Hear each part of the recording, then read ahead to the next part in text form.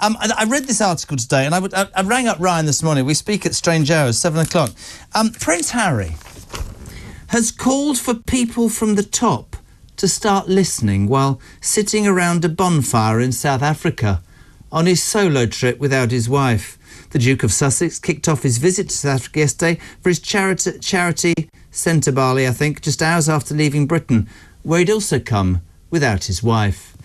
Let's cut to the top. What does he mean, people at the top? Do you mean his dad, do you think, by that comment? Well, he was talking about his HIV charity, Centabale. He said, we're hitting the targets, just, not just Centabale, but all of the departments are. It's making a massive difference. And it is the surge of energy and optimism in the voice of young people. So he's really saying that young people are keen, they're in the know, they're engaged, and that it's really the people at the top that need to start listening. But I do agree with you that this is hilarious commentary coming from a man that clearly has issues with authority. You couldn't even follow the protocol of the British royal family, but you're going to preach to the people at the top. Great word, preach. Great word. He preaches all the bleeding time. That's the problem, Kins. That's what people believe, that it's always preaching. You and I have always been honest with each other. Let's cut to the chase. I said something 5 years ago and got slaughtered. I'm going to repeat it on a Wednesday evening at 19 minutes to 7. I believe their marriage is not over yet, but it will be very soon. I believe he'll be back in England with his ginger tail between his legs. She will lord it up in California with her 2 children who have royal lineage, for want of a better phrase, and I think she'll make his life a misery. I believe that, listen, we've all made mistakes in our lives, but to me it becomes more and more obvious on a daily basis. You?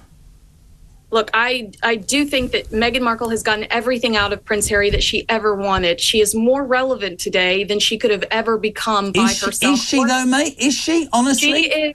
Relevant or notorious? No, what's the word? Whether loved or loathed, I mean, I'm saying in the same capacity as Sarah Palin, whether loved or loathed, she's become a household name.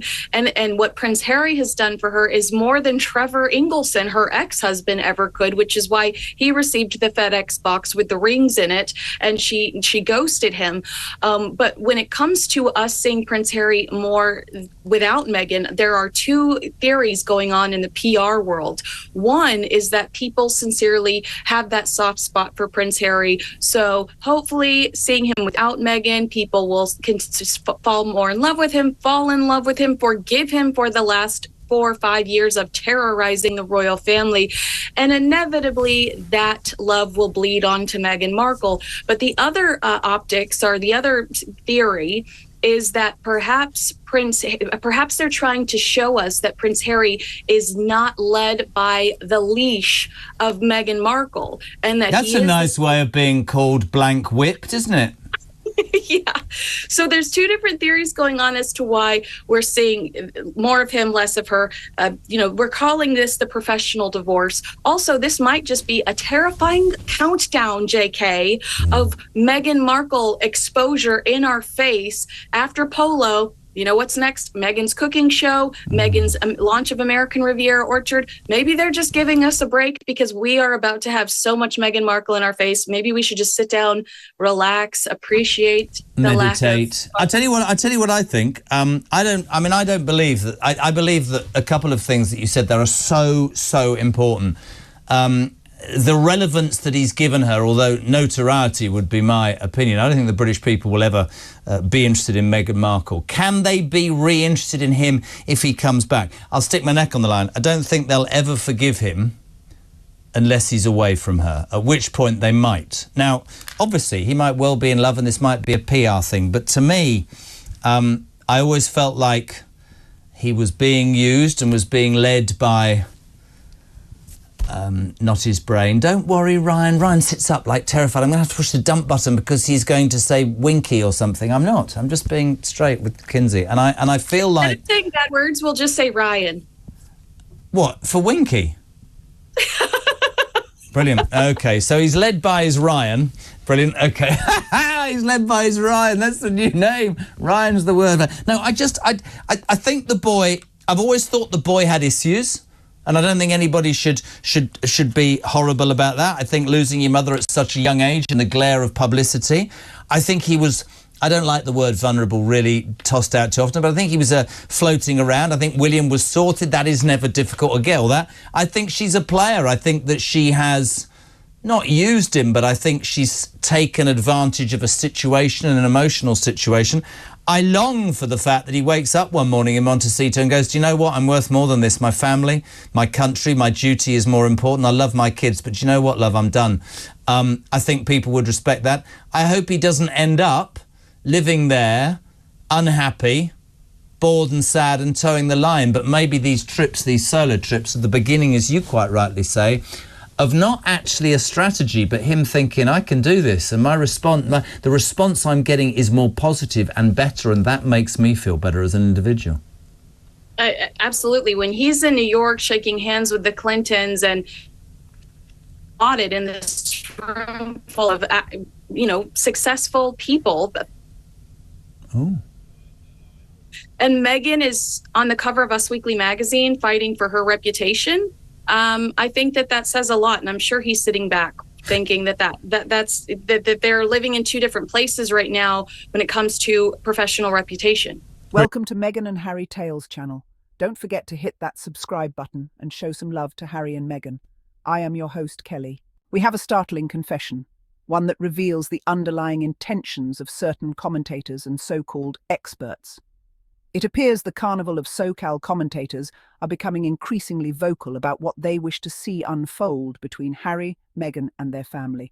But what they desire is far from good.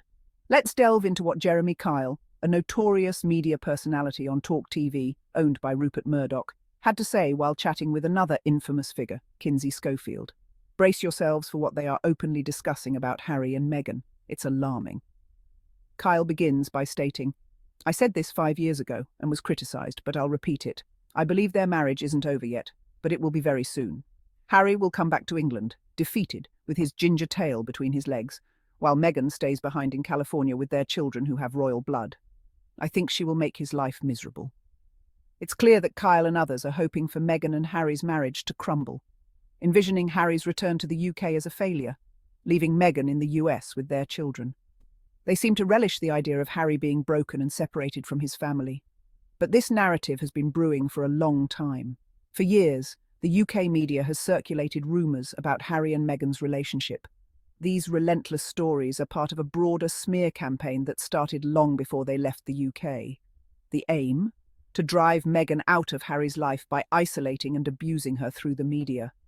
What the royal family and their allies never expected, however, was that Harry would choose to leave with Meghan by his side.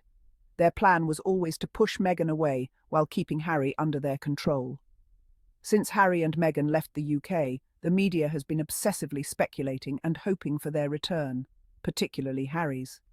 They continuously push the narrative that he will return defeated, with nothing left, as if they miss him. But make no mistake, they don't miss him as a person. They miss the control they once had over him. Harry was their spare, someone they could manipulate and use.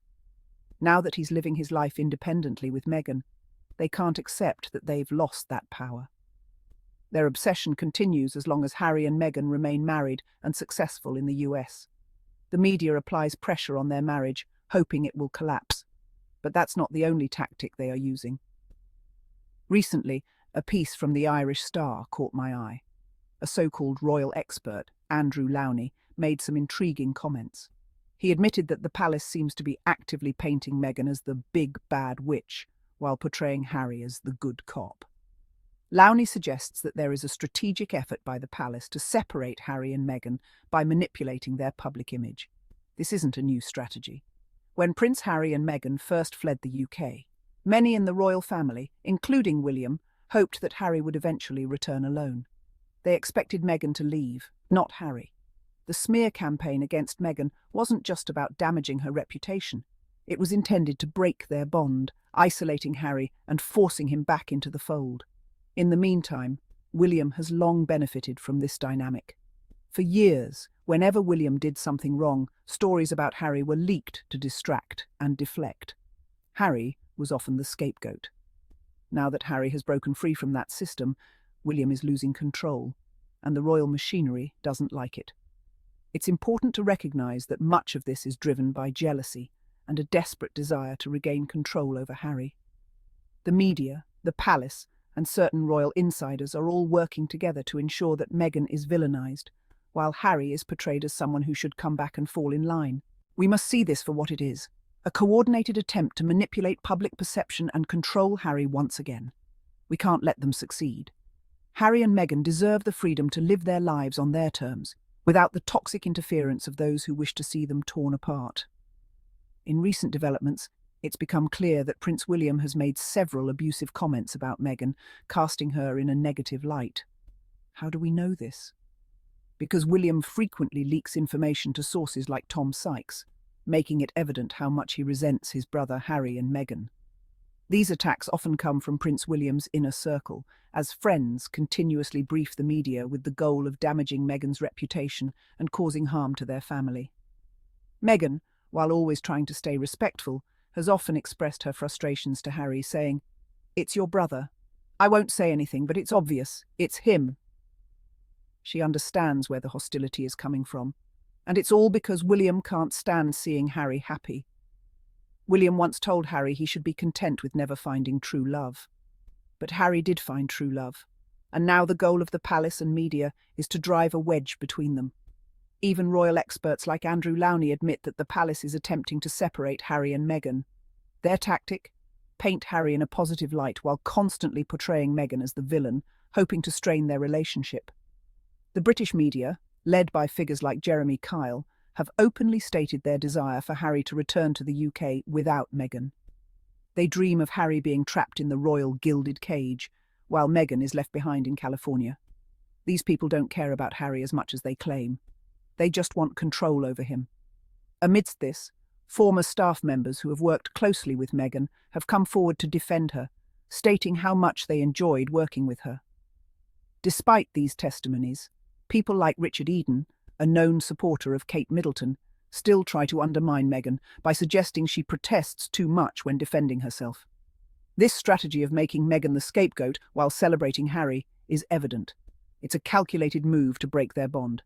If the British media ever got access to Archie and Lilibet, it would mean that Harry's efforts to end the cycle of trauma passed down in his family would have failed. This is the future Harry is fighting to avoid, one where his children are subjected to the same cruelty and suffering that he and Meghan have endured. But Harry is committed to protecting his family. He won't let the media or the palace manipulate his life or his children's future. And for this reason, Harry and Meghan must continue to stand strong, ensuring their family is shielded from the toxic influence of the UK media.